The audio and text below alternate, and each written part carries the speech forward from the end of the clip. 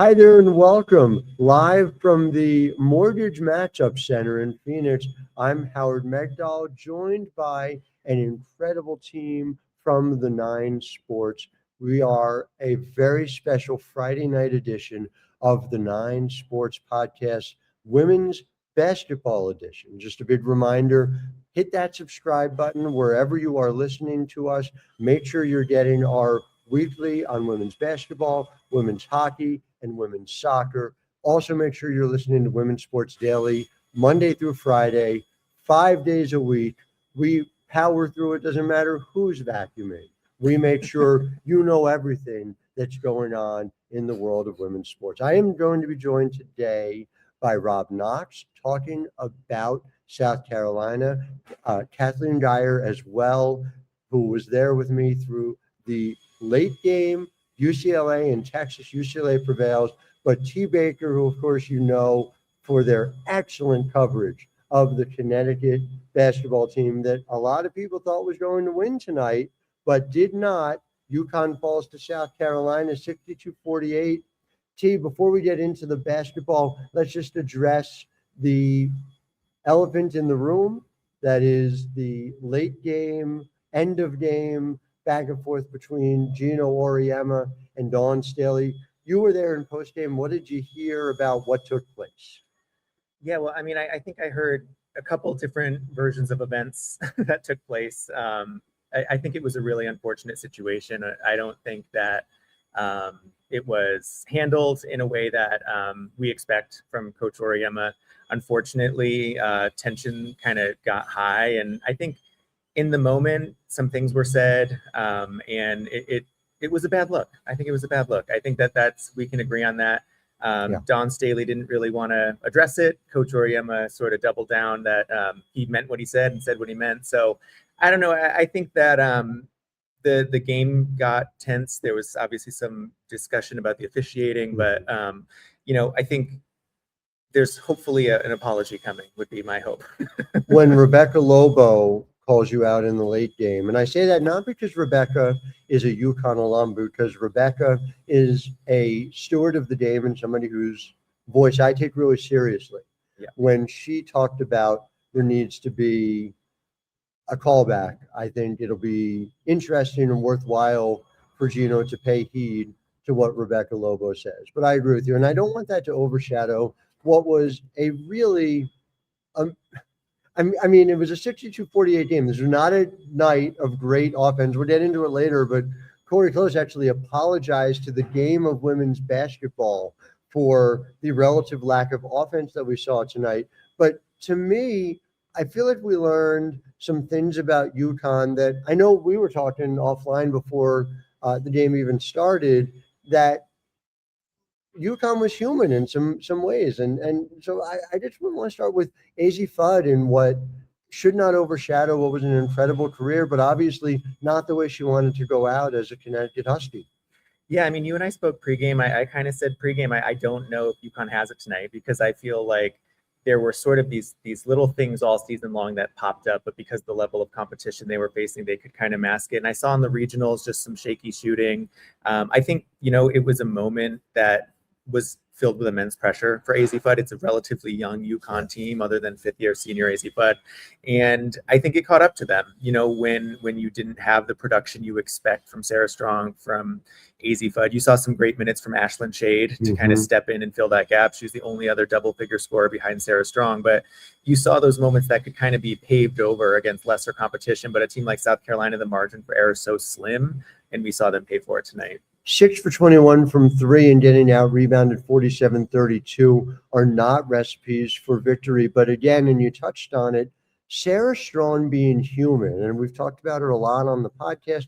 I've written about her a lot. You've written about her a lot. It was remarkable to see her just 4 for 16. And I say that not to pick on her. I say it because she hasn't missed 12 shots in a game all season. Do you think this can ultimately be helpful for her? I do, and in the post-game press conference, I did ask Coach Auriemma, how do you help, Sara use this as fuel? And he said, I don't have to give her any fuel. She's mad enough, she's frustrated enough, she'll be back. And he said, we'll be back here next year. He said that we'll be back in the Final Four. And I take him on his word on that. I think UConn's bringing back a lot of talent, and they have the experience now. I think sometimes, and Coach Staley said it too, you have to sometimes take that loss to have the fire for next year. And we saw that from her team carrying over to this year. And I think ultimately Sara Strong grows from this moment. No doubt in my mind that she will. I will say it just reinforces for me the sheer impressiveness of Brianna Stewart, 4 championships, 4 most outstanding players, even someone like Sara Strong, who I think might be the best prospect I've ever covered, didn't do it. And that's okay, because like you said, she's got a couple years still to get that done. Well, T. Baker, thank you for all the coverage. Cannot wait to read your story on this, and obviously go to the9sports.com to be able to see it. Far from the only thing you do for us. So thank you for everything. I appreciate it. It's always it. great to cover Final Fours with you. We're going to switch you out now for Rob Knox, who's also with us, talking about the South Carolina Gamecocks. And just as UConn is often here and often wins, Rob, when you saw the South Carolina locker room after, it sounds like people were not cheering like they had won everything by beating UConn. Take me through what it felt like in there. Honestly, it felt like a regular locker room that I've been in a million times. A regular season, you couldn't tell if it was the national championship semifinal or the 5th game of the regular season. And it was just a very calm, mature vibe in the locker room. You know, obviously, South Carolina understands, as in the famous words of Kobe Bryant, God rest his soul, the job's not done yet. And that was the vibe I got in the locker room. I mean, Joyce Edwards was being interviewed, not making eye contact with many of the reporters, because she was locked in on the Texas UCLA game that was playing in the locker room. Right. You know, Tessa Johnson was just, hanging out in the corner answering the questions, but her tone of voice was just, I felt like I was getting my tax refund done. It was just, they was just so focused and so laser like, and even in some ways robotic with their responses. Now Raven was a little bit more excitable from the standpoint of just how she interacted and answered questions. Yeah, but that's Raven, right? That's Raven on a regular season night. Exactly. Yeah. So even Raven, sets the tone and understands and they get it. Obviously they lost the national championship game last year. Sure. So they won the Final Four game, and you know what happened next. And that's not enough. Exactly. That's exactly it. Now, I will say someone who was wearing an irrepressible smile throughout the entirety of the post-game press conference was Tania Latson. And, those of you who have been with us for a long time and through multiple iterations of this know Tania Latson's been a frequent guest on this program. I have spoken at length about her ability to make a difference on both ends of the floor. Rob, can you take me through what was most impressive to you about Tania's performance in a game that she has spoken about? She's waited 4 years to play in. Yeah, so we all know that Tania is a walking bucket. She can score with the best of them. Obviously, she understood when she made the decision to come to South Carolina that scoring what she scored last year at Florida State is not necessary at South Carolina. And I think sometimes we get caught up in a society of who can score the most points, who can make the most highlights, who can break the most ankles. And tonight, Tania did all of those things in a way that if you aren't paying attention closely to the game, you would just miss. So during the third quarter, they outscored UConn 20-13, opened the quarter on a 12-2 run. And Tania, she was in the middle of everything. She had, in the quarter, scored 2 points, had 6 rebounds, had 2 assists, and a steal that led to a fast break basket. So during that third quarter, to me, that was maybe one of the most impressive stretches of basketball that I've seen all year because of the way she did it. And even with the rebounding, 11 rebounds. She finished with 11 rebounds. rebounds. And I learned right before I filed my story that this was her first double-double of the season. Wow. As you pick a perfect time to get it, right? A perfect time, a time in a game where Raven Johnson had 2 fouls and she had to, Latson that is, had to take on more of the playmaking duties and did that extremely well. And that really resonated with me when I asked her yesterday what is the thing that you've gotten most better at under Dawn Staley, who was a pretty fair point guard in her own She right? was okay. Yeah, she was just okay, and so she talked about this, about the ability to playmate, to be able to see where her teammates are, and she was able to do it in a game that mattered as much as any that South Carolina had played this season. Before we swap you out for Kathleen, just take me through, bottom line, what do you think South Carolina needs to do to win on Sunday against UCLA? If they bring this defense, nobody's beating them. I mean, this defensive effort tonight was just really amazing, considering the opponent that they played. Granted, going into the game, you felt that if UConn had the off shooting game, that you could have a chance. And the thing to beat UConn is you really have to score consistently. I don't think South Carolina did that in the first half, but I thought they scored the ball a little bit more with a little bit more frequency after intermission. I mean, they had some laws there, and obviously when South Carolina got up by 10, and UConn hit three pointers in a row to cut it to one. Tessa Johnson finished the quarter. That was huge, right? Yeah, it's 40-30. UConn has won 3 all night. They made 3 in a row. Suddenly it's 40-39, and South Carolina doesn't collapse in that moment.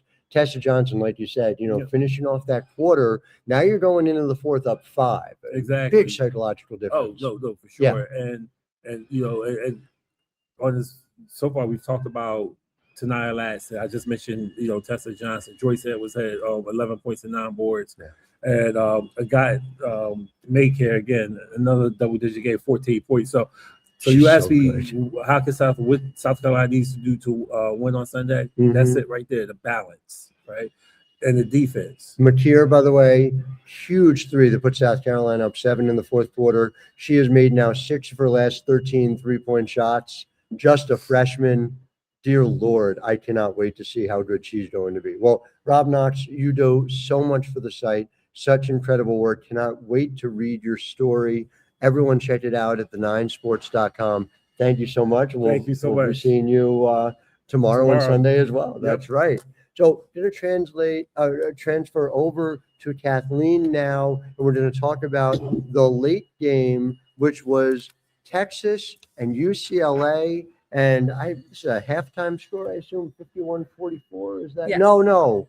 Actually, turns out that was the final score in a game that, yes, definitely favored defense over offense. It's worth pointing out that this was a set of really great defensive performances. We are not just talking about a game where people mailed it in. It was just fought at every turn. Vic Schaefer spoke about this, about the fact that he was so proud of the effort he got from his Texas team. And I'll just say it flat out. There are performances here that if you gave Texas another 100 games, you wouldn't see that happen. Madison Booker, one of the greatest players I have seen ever play for Texas, going to be an elite pro. For her to shoot 3 for 23 is just an absolute accident of fate. So before we get to UCLA, because I do want to talk about Lauren Betts, just take me through, Kathleen, what your impressions were post-game of Texas and what we heard from Vic, from Madison Booker, from Rori Harmon as well. Yeah, I mean, I think they're legitimately heartbroken. I was down in Fort Worth with this team. I have watched a lot of Vic Schaefer teams, and even back when they were in the Big 12. I mean, Rori Harmon was also in the Big 12. It wasn't that long ago. It was not. But I really think that they thought this was the team that could do it, and that Rori was that leader. And I think they really wanted to win it for her. And, as if you ask her about it, she really wanted to win it for them. And so it was a really, really emotional press conference. She's such a point guard in the press conference. She is, right? Also that. Shielding her teammates from questions, jumping in and helping answer questions. She's just such an incredible spokesperson and just figure for that program. By the way, not even in a way, I want to talk about that moment, right? Mm-hmm. Where there was a question asked of Madison Booker, and we could debate the value of the question. It was something along the lines of, why didn't you shoot well? Which I don't know what kind of answer you're going to get out of that. But Well, and then a question about the last play.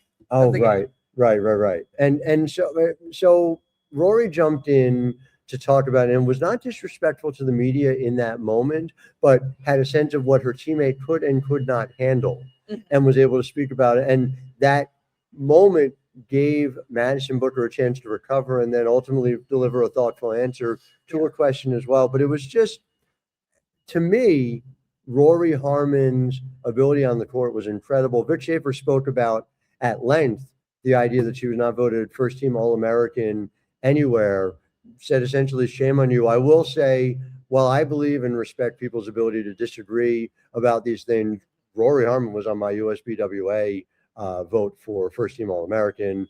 That was not even a question in my mind. So it kind of blows my mind that she was not. But from a perspective of Rori in that moment, what did you feel? What did you see from her that really that you'll take away? Yeah, I think there are a lot of things. I mean, I think that that's also just the maturity of being a fifth-year senior that really shows through. But I think that she just has so much pride for this program, and she has so much pride for the players that she's played with. And I think she's also taken on, I mean, Madison called her a sister, and they've used that term a lot during this tournament run. And I think that's really true. And I think she looks at it as a responsibility, as like an older sister, to kind of look out for this team and, take responsibility as well. I think it's really noteworthy how much Vic Schaefer players look out for and care for one another. Absolutely. And to be in a press conference like this was to be in a press conference. And I'll just be honest about it. I'm in too many of them, losing Vic Schaefer press conferences this close to the apex. And it's the thing that drives him. It's the thing that keeps him up at night. But you see these players again and again in these moments. They don't turn on each other. Right. They are there for each other. And I just feel like that speaks really well to who Vic Schaefer is as a coach. Absolutely. And I think he gets players to really, really buy in, not just to, his offense or his defense, but just what he wants Texas basketball to be and what he wants this program to look like from the outside. And I just think his players historically have had so much poise, and they're really prepared for these moments. And I think that, obviously their SID Jeremy, I think it's a lot of credit for that too. He does a phenomenal job.